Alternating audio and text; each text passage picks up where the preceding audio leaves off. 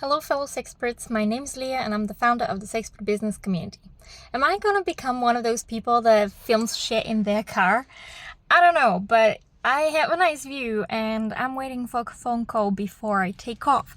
And I want to bitch about something that I just saw and, I hope you can feel me, but first I will show you the amazing view that my car gets when I'm in the library, slaving away, working on my passions, supporting the community, and so forth. Check this out. So I get a view like this from the library, which is that way, and the pier. And then my car gets this view all day long when I'm here in the library. Epic, right? Anyhow, what I wanted to bitch about.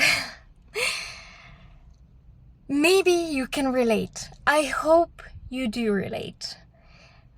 And it is to the fact that I keep seeing a lot of shit getting invented in the sexuality field. New terminology, new labels, new diagnoses, new conditions. And a lot of it is, in my opinion, just driven by a need for invention and people putting their name out there, and either terms are already in existence for this, or it's not actually a condition, or it doesn't need defining because, or at least not in that way, because it just does not make any sense. So, and I'm not gonna speak for specific terms, but I want to highlight the reason why I'm not gonna say what I'm seeing, that I'm like, this is utter bullshit. Do we really need this? Because I don't think that our community is a safe space. And what I mean by this is the field of sexuality is a double-edged sword. So we have to fight with censorship and all the oppression out there, but then nobody speaks about the oppression within the community itself, where professionals that I have spoken to over the past 5 years, including me, in all fairness, fear saying what we see, what we believe, what is something that is raising red flags for us, because the rage that would come and the canceling of people and the battle of opinion rather than a constructive discourse about points of view and evidence and research and different points of view from different perspectives in the field, in the sense of like what kind of approach, what kind of background you have, etc. It's non-existent. There's no discussion. It's just hate being poured out. So there is this fear that I experience and rage about it, to be honest. And other professionals have expressed to me that it does not feel safe to say, this sounds like a lot of crap. This is bullshit. Or this study was, created or funded, or this new terminology was blah blah blah, just for the promotion of something that, or somebody that wants the fame, wants their name out there in the media. And I'll tell you, like, my background is in psychology, and I've had so many clients literally, like, in session be like, oh, have you heard of this thing? Like a concept or a label or whatever. And I'm like, no, tell me more. And they go to tell me the description of that thing. And I'm like, where did you get this from? And they tell me, oh, I was following this coach or this new program or blah, blah, blah. And I'm like, well, there is a term for this in psychology, and it's this. And it sounds like they've just stolen something, rebranded it, and slapped it as a new thing, which isn't, because the research for this dates like 50 or 60 or plus years.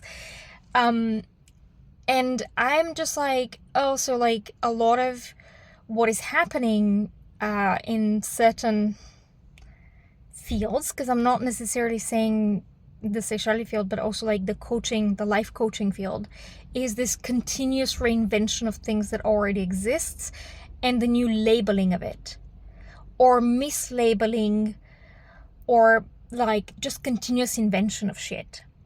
I mean, the medical industry has been known to continuously invent shit that they can give you medications for.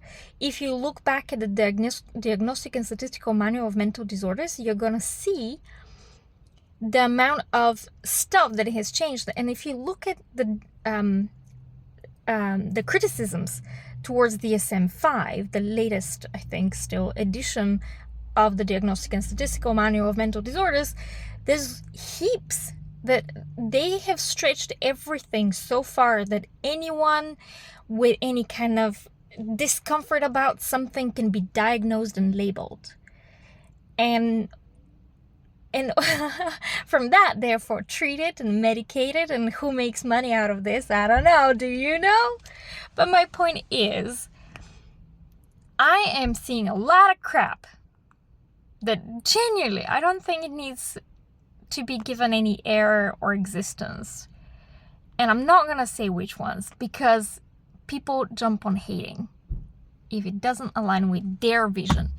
And I just want to encourage people to share with us in the business community. Send us an email. If you're seeing this, comment, on social media or wherever. What is your opinion on this? What is your take? Do you feel censored? Do you feel like you can't say certain things because no healthy conversation can come out of it, because people just would jump on your throat? And also a reflection, are you one of those people that would, without any kind of consideration, maybe jump on someone's throat? And I know I'm prickly, but I gotta be, because we're creating silence. We're being silenced all the time. And yet we are creating silence by absolutely discouraging professionals from having healthy conversations, debates, and constructive discourse about what's happening, what's being developed, what is being put out there. And that harms the community, it harms the industry, and it harms our clients, future, present, past, and so forth. So I hope that this is an interesting point that you would like to open the conversation to. Do we have a safe community? Are you a safe professional to be around when people want to voice something? So this is rather long. It was meant to be a couple of minutes, but there was a lot that I wanted to say. And once again, I encourage you, be part of that conversation. Is there silence within our community that is harming the industry, us, and our clients? Please tell us.